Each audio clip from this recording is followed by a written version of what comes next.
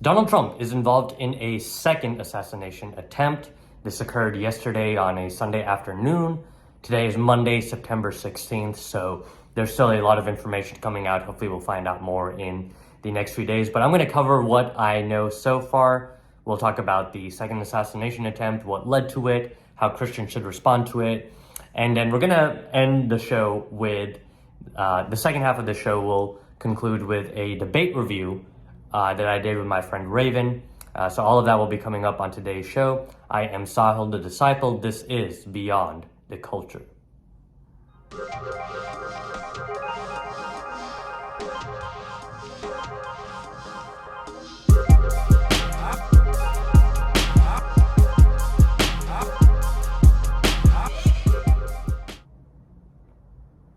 All right, welcome back to Beyond the Culture. And as you can see, this is probably the third or fourth place I've recorded this show. And again, I get it, the lighting's bad.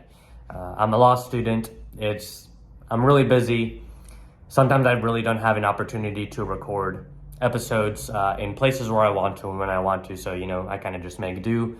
But don't worry, at some point, I'll hopefully try to get some better information or rather better technology so that way these things can appear a little bit crisper. But let us get into the news. So obviously, the big news story of today is a second assassination attempt on former President Donald Trump's life. Obviously, a couple of months ago, on Saturday, July 13th, Donald Trump was nearly assassinated in Butler, Pennsylvania. Now he is nearly assassinated 2 months later on Sunday, September 15th in West Palm Beach, Florida. So yesterday afternoon, FBI responded to a suspect who had been captured. He's now in custody and FBI is still talking about him. So unlike the previous shooter who was killed by Secret Service, this guy has actually been caught. I'm not going to say his name, just for me. Kind of as a general rule of thumb, I try not to say the names of either mass shooters or other assassins because, they live off of fame. Other shooters are inspired to do these things because they want to be famous, right? If you are a would-be assassin of Donald Trump, obviously there's some notoriety that you might get from that. So I don't want to give this guy any more fame than he's already obviously gonna get being this would-be assassin. But yeah, so the incident began around 1:30 p.m. Eastern Time on Trump International Golf Course, where the former president was playing. It ended miles away when the suspect's vehicle was spotted on Interstate 95. And it occurred, as I said earlier, exactly 2 months after Trump was wounded in a would-be assassination attempt in Butler, Pennsylvania. So this is what we know so far, because obviously this particular assassination attempt's not particularly as dramatic as the one that happened in July. Nonetheless, Donald Trump, again for the second time, nearly lost his life. And again, there's going to be questions about what is Secret Service doing. The shooter appears to have gotten quite close to Donald Trump, so there's going to be questions surrounding that. But the suspect, he appeared in a federal courtroom in West Palm Beach today. He's charged with 2 gun-related offenses: possession of a firearm as a convicted felon and possession of a firearm with an obliterated serial number.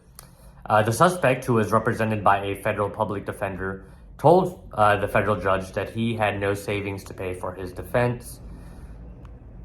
Gonna go down. A lot of this information is really just kind of boring. But anyway, Trump was golfing at around 1:30. He should have been in church if you asked me, but he was golfing on his golf course in West Palm Beach, Trump International Golf Course. As Trump moved through the golf course on Sunday, so did a bubble of security that Secret Service extends around him. An agent who was ahead of Trump on the course was able to spot a rifle barrel sticking out of the fence and immediately engaged the individual, at which time the individual took off. So Why?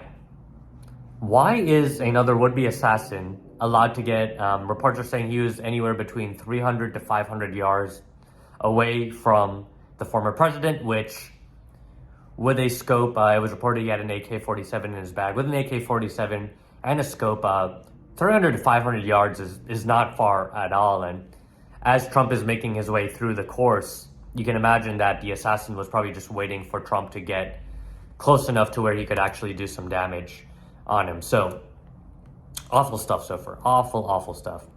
The weapon was spotted in an area off the golf course where 3 holes, 5, 6, and 7, turn a close corner to an intersection where 2 large roads meet. From his vantage point, the suspect could view 2 holes on the course. U.S. Secret Service personnel opened fire on the gunman near the property line. The agents fired 4 to 6 rounds as they shot at the suspect from a long distance. As of Sunday afternoon, it wasn't clear whether the suspect had also fired his weapon. So we don't know. We don't know if this guy had actually fired any shots. Obviously, the shooter from a couple of months ago, he fired several rounds, one of which hit former president in his ear. But obviously, once Secret Service started shooting at this guy, the suspect fled in his car, headed toward I-95, and he headed north. Thankfully, Donald Trump was not harmed, so he was safe and unarmed following a protective incident. The rifle was left on the scene, so, Secret Service later found an AK-47 style rifle with a scope, 2 backpacks, which were hung on the fence, that had a ceramic tile in them and a GoPro camera. So it seemed like this guy was planning to film this attempted assassination of Donald Trump. Ceramic can be used kind of as a cheap form of Kevlar, so presumably this guy did not want to die the way that the previous shooter had died, and so he was presumably planning to use a ceramic tile to guard against any bullets from Secret Service that was coming his way. The weapon, identified as an SKS-style rifle, its design slightly predates the AK-47, according to the criminal complaint against the individual. And yeah, again, estimates were he was probably about 300 to 500 yards away from Donald Trump. So a witness took a picture of the suspect's license plate because obviously the individual was able to get away, but later on, because they were able to take a picture of his license plate, Secret Service and police were able to go and arrest him later on in another location. And so he, again, like I said, he is currently in custody. As of Monday, September 16th at 5:38 p.m., he is being processed through federal courts. So we will see where he goes with that. So, obviously, the last time a shooting happened, Joe Biden from the Oval Office addressed the nation talking about cooling down the temperature. So, did the left cool down their temperature? Not really. Really with, they, for maybe about a few days, a lot of people said they were really glad that Donald Trump was safe and that he hadn't been injured further. And, for a few days, people were being kind of nice to Trump. And then later on, the rhetoric went back to basically calling Trump Orange Hitler once again. So Kamala Harris had this to tweet out. She said, "I have been briefed on reports of gunshots fired near former President Trump and his property in Florida, and I am glad he is safe. Violence has no place in America." Which, okay, yeah, good statement. Kind of hard to take it seriously from the Madam Vice President. Kind of hard to take it seriously. So we have this news article where Vice President Harris says people have rightly compared Trump's remarks on immigrants to Hitler. So this is just after the debate, right? So obviously, there's a lot of problems with the left, the way they talked about Donald Trump, and The other way they've just called him Hitler in the past. So I'm going to play this brief compilation of the media just saying again violent rhetoric of Donald Trump, and again this really hasn't stopped since the first assassination attempt back in July. Of course, Trump is a Nazi time again. Let's deal with Hitler, okay?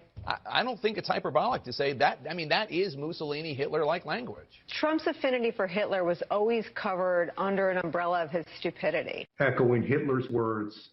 Listen to this. Well, Hitler was duly elected. That's right. Echoing the hateful rhetoric of Adolf Hitler. It echoes Hitler. That's the kind of language Hitler used in Mein Kampf. About vermin and Hitler and Mussolini. That's a horrifying clip. That's a fascist clip. Just going full on Hitler. From Hitler's Germany. We just need to say, for the record, that the term vermin was really effectively used by Adolf Hitler. Echo dictators like Hitler. With language evoking authoritarian figures like Adolf Hitler. And Adolf Hitler. Donald Trump parroted the autocratic language of Adolf Hitler. Talk about the brilliance of Hitler's generals. Correct. General Kelly, yes.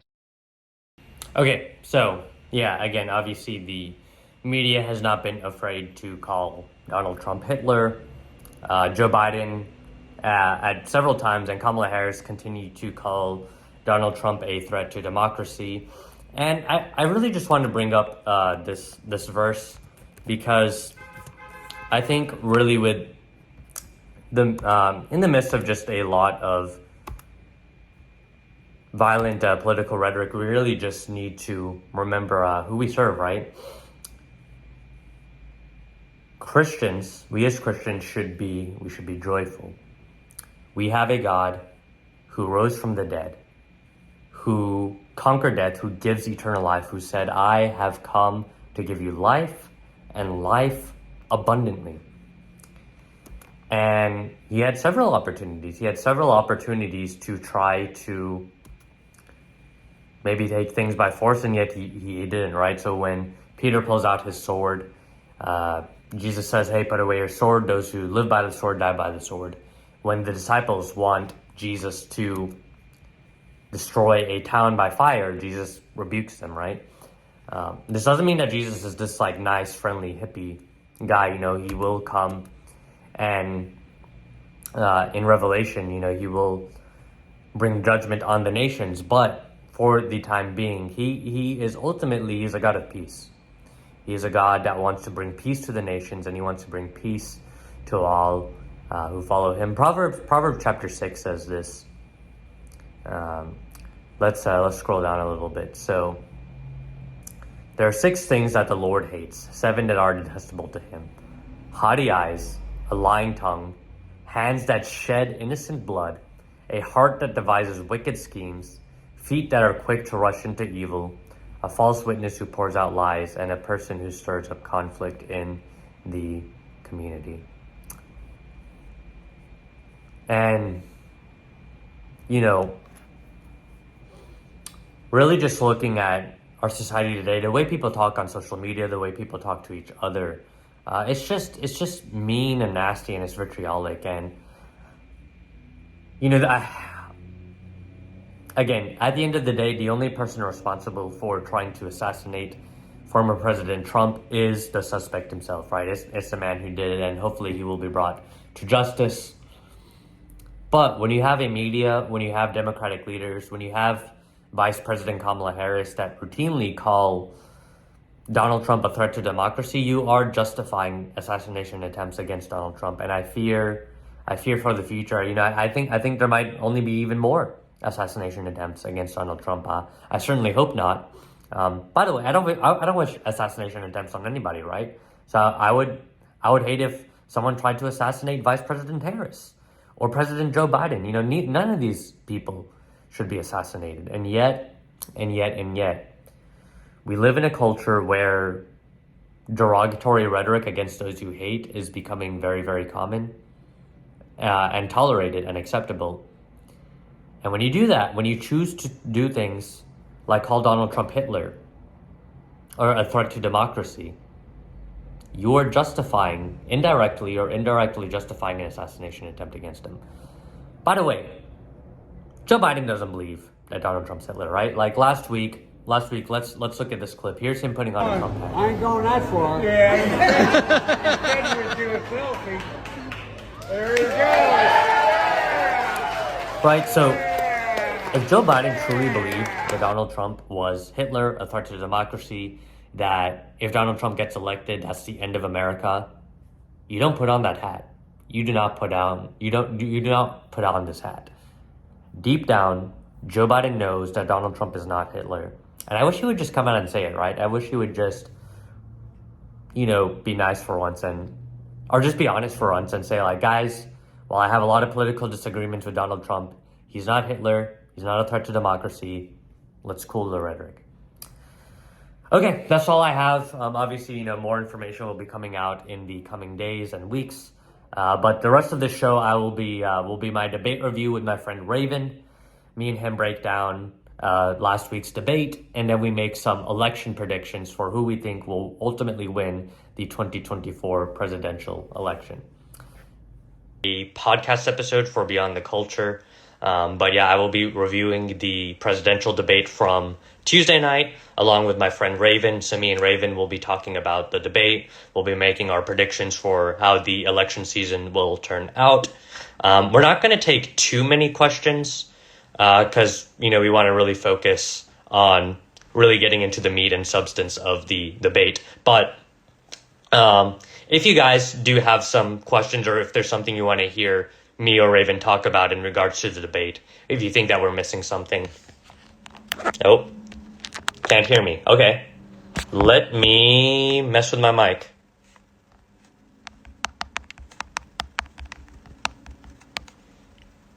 Okay, let me know if you can hear me or if you can't hear me. If you can hear me, great. If you cannot, well, then I need to figure that out. Okay, I'm getting a yes, sir. I'm getting a yes. Okay. I can hear ya.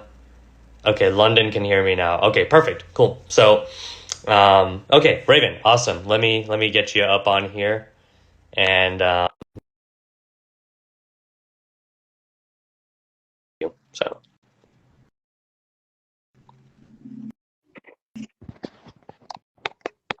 Hey, what's up, man? How are you? Okay, good. So yeah, we'll go ahead and get started. So yeah, welcome to Beyond the Culture. This is my first time having a guest. We have Mr. Raven over here. So I'm very excited to have him here on the podcast, and we are going to be talking about the presidential election, what Trump did well, what he didn't do well, Vice President Harris, what she did well, what she didn't do well, and then we'll be making a few predictions about how the election season will turn out. So if you're new to this channel, hi, I'm Sahil the Disciple. I talk about theology, politics, I make memes. And joining me as a guest today, we have Raven. So Raven, if you can kind of just let the people know who you are and where they can find you on social media. Oh, okay. So I post all sorts of things, whether it be just, random stuff in my life, Python projects I work on because I am a web developer. Sometimes just school-related stuff because I am a student. Also, I will talk about culture and politics-related things. So, you can find me on currently at least YouTube, Instagram, and TikTok at Raven the Defender on all three. So, yeah, there's that. Awesome. Good to have you here. I've been a fan of Raven for a long time, so it's really a special treat having him as a guest today. So Tuesday, we had the presidential debate between former President Donald Trump, Vice President Harris, and before I get into the polling, kind of showing who voters thought won, real quick, Raven, who did you think won? And really just quickly, why do you think they won? Okay. So, oh my gosh, this is such an unpopular opinion because I lean more right. So, most people I interact with are conservative leaning, and even a lot of conservatives I interacted with disagreed with me on this. But I honestly, as much as I disagree with her in a lot of things, I do believe that, after watching it, I was like, I'm sorry, I think that one was Kamala. I do. And Oh, go For ahead. now. Sorry. Did you want me to explain like why I thought that? Yeah, for sure. Yeah, if you could kind of just kind of quickly why you think she won. Oh, of course. Like I'd say she won because like although I did disagree with, a lot of the points she was making, obviously I do believe that she articulated them better than he did. Yeah, and yeah, I'm definitely more conservative leaning, especially when it comes to like the abortion issue and things like that. But yeah, I have several disagreements with Vice President Harris, but watching that debate, at first, the first 10 minutes, former President Trump seemed very calm. He was kind of giving answers. She was giving answers. And eventually she kind of baited him and he got visibly angry and upset. And he pretty much looked uncomfortable the rest of the debate. And so, like you, I'm actually also have an unpopular opinion amongst fellow conservatives, but I also thought that she won the debate. I think leaving the debate, I think a lot of people thought Trump looked very angry and uncomfortable. And I think a lot of people probably looked at Vice President Harris and thought she looked a little bit more confident and poised. So we can get into the policy things because I think when you actually dig into some of the policy and claims made by both candidates, I actually thought Trump, and we'll talk about the ABC moderators in just a second too. I thought Trump did fairly okay. He didn't do a good job. Oh. I think, yeah, I think even if the moderators had been fair, I think he still probably wouldn't have performed great. But that said, I think he made a few good points. VP Harris, I think she got a few digs in there as well. But let's go ahead. Let's go ahead and get into it. So let's talk about Trump first. So this is going to be a broad question, and feel free to go where you want to with this question. But President Trump, what are some things that you thought?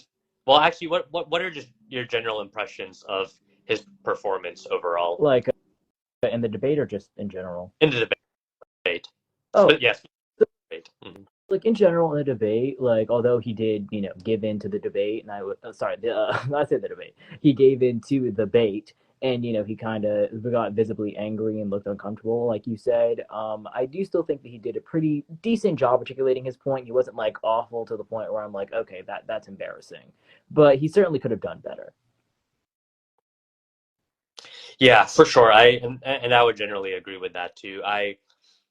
Again, he started off fine. He was answering questions. He looked calm and composed.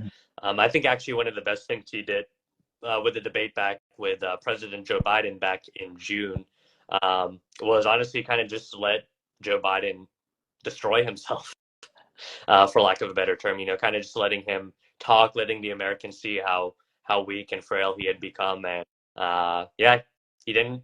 That debate, he got a little bit angry when President Biden brought up some of the Gulf stuff. But for the most part, I think most Americans saw that as just kind of a funny banter. I'm not sure that was necessarily what happened here with this debate. But yeah, I guess let's. I know you and me are both very, very passionate about the pro-life position. We want to defend babies in the womb. And I actually haven't talked to you about your what you've thought about Trump's recent comments the last few weeks. I know for me, I haven't been too happy, but I know there's some things he said in the debate. But yeah, generally speaking, how have you felt about Trump's comments on abortion the last few weeks, and then going into the debate, how do you think he handled some of the abortion questions?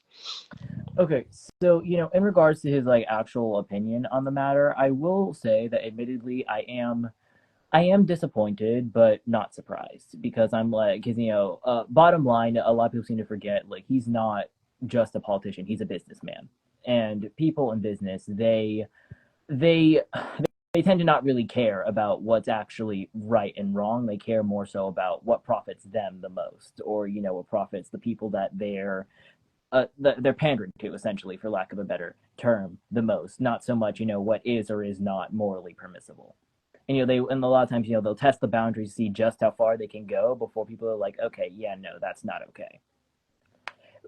But as for like how he handled the abortion questions, although like I'm still admittedly upset about his stance on the matter, although I will say I definitely prefer it over Harris's stance of just all 9 months, just no restrictions at all. I'd say that he handled the questions pretty decently. Like I'd say, like I've seen like some people that cannot handle it well at all because it is a very emotionally charged topic. But for somebody talking about something that's generally very emotionally charged and cause a lot of division, I'd say he handled it decently. Yeah, for sure. Yeah, I said going into debate, and his positions are his positions. If he, wants to support things, and I know some conservatives divide over this particular topic, but like IVF, I'm personally not that much of it. I'm not an IVF fan actually at all, in really any sense. But my, I said what Trump needs to do is he needs to go into that debate and he needs to challenge Vice President Harris and saying, would you allow abortion in the seventh, eighth, ninth month? And he actually did do that. He did say that, and she really didn't answer the question.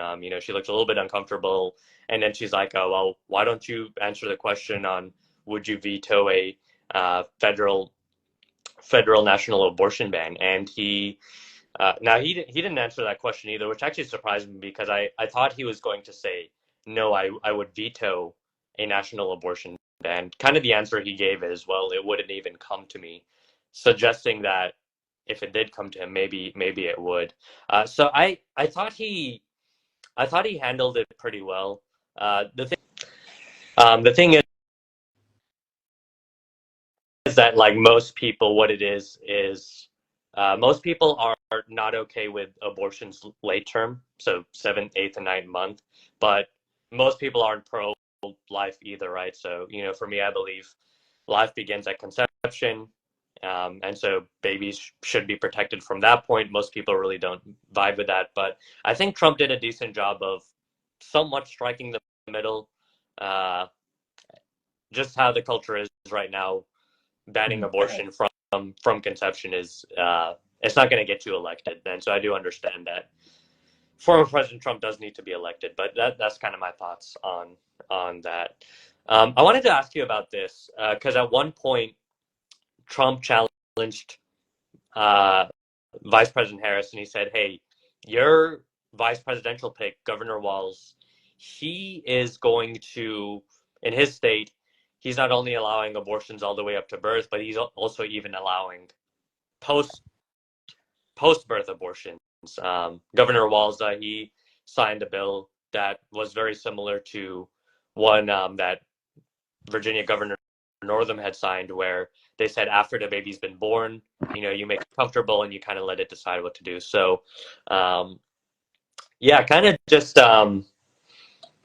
ABC fact checked him, and they're like, "Oh, there's no state in which babies are being murdered after they're born." Did you have any thoughts or comments on that, or anything you knew about that? So anything I knew about like post-birth abortions? Mm-hmm. That's the one thing I'm not like super knowledgeable about, just because like I've heard people bring it up, but like I never actually like did a deep dive into it. I know like some of my friends have, like my friend like AV, or which you can find her on TikTok. I don't know if you've ever seen her videos, but yeah, she's part of like a PAL, and I know like some people from Progressive Anti-Abortion Uprising have also mentioned that, but I never like did a deep dive into it, so I don't really know if I should like speak on that topic. Yeah, no, that's completely fair. Yeah, I was very upset with ABC for that. I mean, I was upset with ABC for just fact check. Well, okay, I'll say this: I'm not upset that they fact checked Trump per se, although I felt like some of their fact checks were just completely bogus. But I was like, okay, if you are going to fact check Trump, you should also fact check Harris. And so when VP Harris was saying like, no, it's not true, there's no post-birth abortions happening, and the ABC moderators were fact checking Trump and also saying the same thing. The fact is, it is happening. There are post-birth abortions happening in the U.S. Governor Northam of Virginia, the former governor, he said that if a baby survives the abortion, and it's born, he said we're going to kind of make it comfortable. We're going to put it aside, and then we're going to decide what we're going to do. I was just like, decide what we're going to do? What are you talking about? It's born. Like, give the baby resources so it can live now. And so like when Governor Northam makes statements like that when Governor Tim Walz is also signing bills with a very similar position to Governor Northam. I'm like, that's infanticide at that point. When you just say what Governor Walz's bill said is if a baby survives an abortion and is born, doctors are not required to give it medical care. That is, they're not allowed to let it survive. If the woman doesn't want it to survive, then doctors are not required to give it medical care so it can live. They basically just let it die.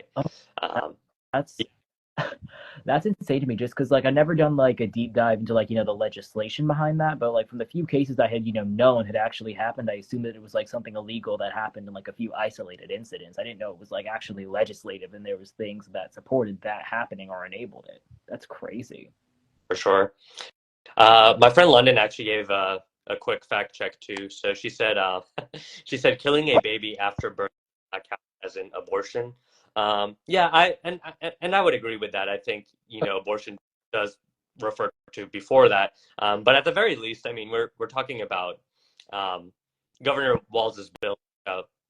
We are talking about infanticide, like letting when you have a baby that survived an abortion and it's on the table, and you're saying we don't have to give it any medical care, and you're just going to let it die. That's actual infanticide. Like I don't know what else to call that. Raven, I don't know if you had any thoughts on that. No, that's just infanticide. I'm not okay with that at all. Yeah, for sure. So I think Trump was right to challenge Vice President Harris on that, and she really didn't give any Agreed. answers. Although I am like I said, disappointed that he didn't really respond back to her question because I was expecting a response at the very least, even if it was one that I was kind of like on the fence about, given his very much recent public stance on that issue. Yeah, for sure. And any of my left-leaning friends in here, I would I would challenge you guys. You can still vote Democrat if you want, but I would say like definitely like maybe send an email or something to the Harris campaign and say, hey, if you could have protection for the 8th or 9th month, like that. Obviously, I'm pretty conservative, so I have my view on abortion, but I definitely would love to see at least the Democratic Party be a little bit less radical on that point. So let's switch gears a little bit to Vice President Harris. So obviously, you and me both have our disagreements with her, but what are some things maybe you thought she did well, or what are some things you thought she did poorly in? Oh, okay. Well, I will say, like I said before, near the beginning, I would say that like she did a good job articulating her points, even if there are things that I like disagree with. She's a good speaker. I'll give her that. I just like it definitely helps that the fact checkers weren't gigging up on her like they were Trump, but I will say she was still speaking and articulating her points well. Now, like as for like things that I didn't like, or like not so much like things that she did poorly, but more so things that I was just kind of like like turned off by, for lack of a better term, like how vindictive she was being, and like trying to like get a reaction out of Trump, which yeah, she succeeded, and I was disappointed in Trump for that, but I was still just like, okay, you're grown adults. Like when I was born, you guys were grown adults. This is how we're acting. Okay, all right. Yeah, no, that's very fair. Yeah, she definitely looked very confident and very poised. I thought I gave three. I made a video. I gave 3 keys to success. I said if Kamala Harris wants to win this debate, she needs to make Trump look mean. She needs to make him look dangerous, and she kind of needs to make him just look like he doesn't know what he's talking about. And she largely pretty much hit almost all of those points. The last couple I felt like maybe not quite as much, but. When she asked him about the rallies, when she said, "Hey, if you go to Trump's rallies, people get tired, they get exhausted, and they leave." No evidence that that's true. No evidence that any of that's actually happening. But she knew it would make him mad, and Trump took the bait. He took the bait, and he started to get angry and upset. And really, I felt like that was the moment where the debate started to shift. At first, I thought it was like kind of going okay for both of them, but then as soon as she kind of got under his skin like that, all of a sudden he looked petty. He looked like he was sensitive, and he looked like he was just going to be angry about whatever comments made came his way. So I felt like Vice President Harris, she was very good at baiting him and getting him to get angry. She was able to get under his skin in a way that really nobody else like really in a way that Hillary Clinton before her or Joe Biden before her really weren't able to do. So Yeah, no, I will give her that. Even if like I found the behavior to be rather immature and redundant, I will say that she did do that well, like getting a reaction out of him. Although I am disappointed in him for letting her get under his skin as much as she did. I could see how that could happen, given how it was repetitive, and it didn't help. Like I said before, that a lot of people were ganging up on him. So for sure. Switching gears a little bit to fracking. So I've been challenging VP Harris for weeks. I'll be on Twitter and I'll kind of comment on her, and I was like, "Oh, what's your stance on fracking?" And to be fair to her, she did give a clear stance on fracking at the debate. She said that she would not ban fracking. Now Trump had an opportunity here, and he didn't really take it. So in 2019, uh, Vice President Harris, back when she was a senator, she said that she, without question, would ban fracking. And then about a year later in 2020, she said that she would not ban fracking. And then since then, she's kind of been like so a she's little, been yeah, she's kind of flip-flopped on it a few times. But to her credit, she did clarify her position at the debate. But where Trump had a really good chance to possibly get her was to say like, well, Vice President Harris, you've said that your values have not changed. Well, why has one of your major policies changed? Why have you gone from wanting to ban fracking completely to not wanting to ban fracking? That's a pretty big change for someone that hasn't changed their values. And I felt like that was a missed opportunity for the former President Trump. Do you feel like Trump had any other missed opportunities, or do you think there are some things that maybe you would have liked to have seen him go after the vice president on that he just did not? um oh my gosh, okay, I can't really like yeah, I know like a few of them like he did, jump at the opportunity, but I can't really think of like any just like off the top of my head that like I think he should have capitalized on. I feel like I should have actually like taken notes of things. Had I known you're gonna ask that, I probably would have been like, okay, here are some things I think he could have capitalized on. Yeah, But no, yeah, it was a long debate. Yeah, 90-minute debate. I'll switch gears a little bit. A lot of conservatives are making a lot of noise about the ABC moderators. People on the left in general are saying like, "Oh, you guys are coping." What what were your impressions of the ABC moderators? How do you think they influenced the debate? Oh yeah, no, like okay. This is one thing I even sat down, had a conversation with some of my left-leaning friends on. I'm like, dude, like it does not matter what side of the political spectrum you're on. It does not matter how far left or how far right you are. It does not take like some genius data analyst to clearly see that, it was biased.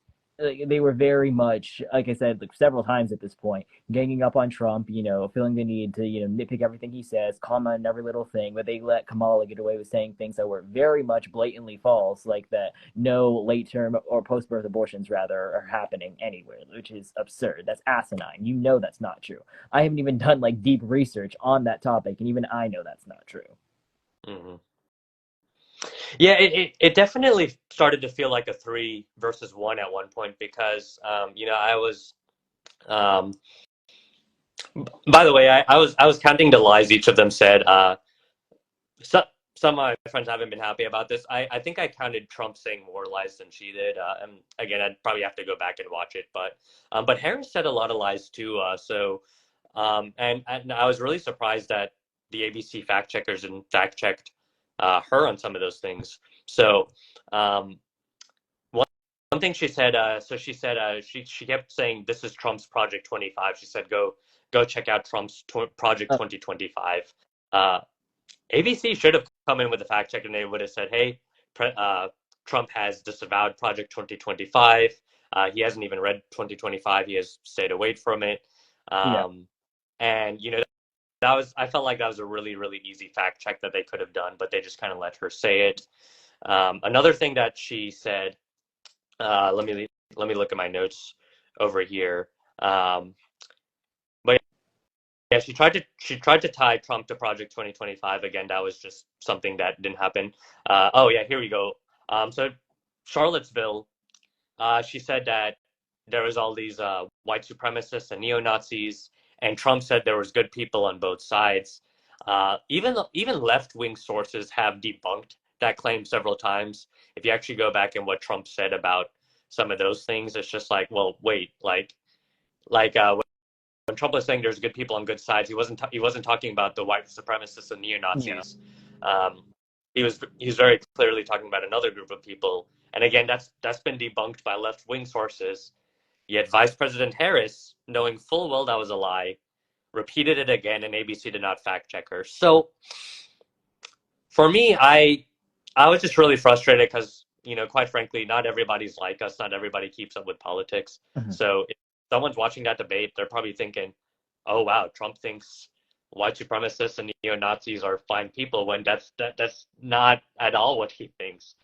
But yeah, ABC let her get away with a lot of those lies. So that was really unfortunate, but it is what it is. Okay, I have kind of two final questions for you, Raven. Just kind of wanted to hear your thoughts. So, and this is going to be a little bit wider. So I know it's been a few months, but in light of the assassination attempt against President Trump, in light of Kamala Harris rising to take the nomination ahead of President Joe Biden, in light of the debate that just happened, in light of all the stuff that's been happening in this very crazy election season, where do you think things are going, and who do you think is going to win the 2024 presidential election, taking all of those things into account? The interesting thing was, like, if you had asked me like a few months back, I would have said like, hey, I could see like either way, but I'm definitely leaning towards Trump just because, even if you disregard the fact that studies show that conservatism is trending among young men in particular, and that a lot of people seem like fed up with like a lot of like leftist propaganda, like not just like, I'm not talking about like modern leftists, I mean like even the far right, not far right, like far left stuff, that even people on the left are like, okay, this is absurd, you need to calm down. That stuff that people seem so fed up with it. I was like, okay, yeah, Trump is probably going to win. But, after seeing all the recent events, like, and it can go either way, actually. It's not like a monolith because, the assassination attempt, he wouldn't be a martyr because he didn't die, but, they essentially almost created a martyr. So, that could have helped his election, especially because, like, a lot of people kind of have like, not even just like on the right, on the left and the right, a lot of people act like it's only a right thing. It's definitely on both sides. A lot of people have like persecution complexes where they seem to believe that like the more their beliefs are attacked, the more that they're true, and that's not necessarily true. But like, and in terms of like the debate, like I was like, okay, now I'm leaning more towards Harris just because, like, I say that, unfortunately, given like, my stance on the abortion issue, because like she did, like you said, those three things. She did successfully get him to do, like, I'd say in my opinion at least two of those three things. So yeah, that made him look bad, admittedly, even as somebody that leans more towards him, particularly because of the abortion issue. So that is unfortunate. For sure. Yeah, and some of my friends might call me a pessimist and things like that.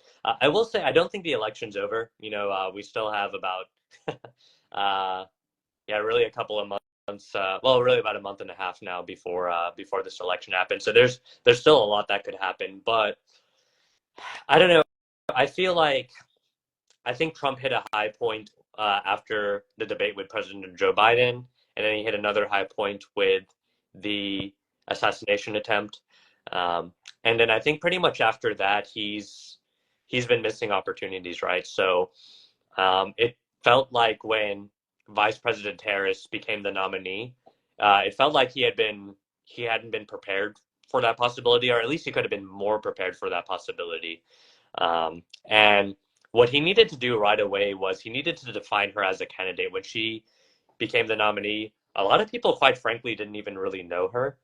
And so now there's a race, right? She's going to try to define herself, Trump needed to define her. So she's kind of and if you feel differently, let me know. But it seems like she's kind of defined herself as the joy and vibes president, right? Like she's gonna be your mama. She's gonna come. She's gonna give you a hug. She's gonna be your cool aunt. Like she's gonna be brat. I've heard.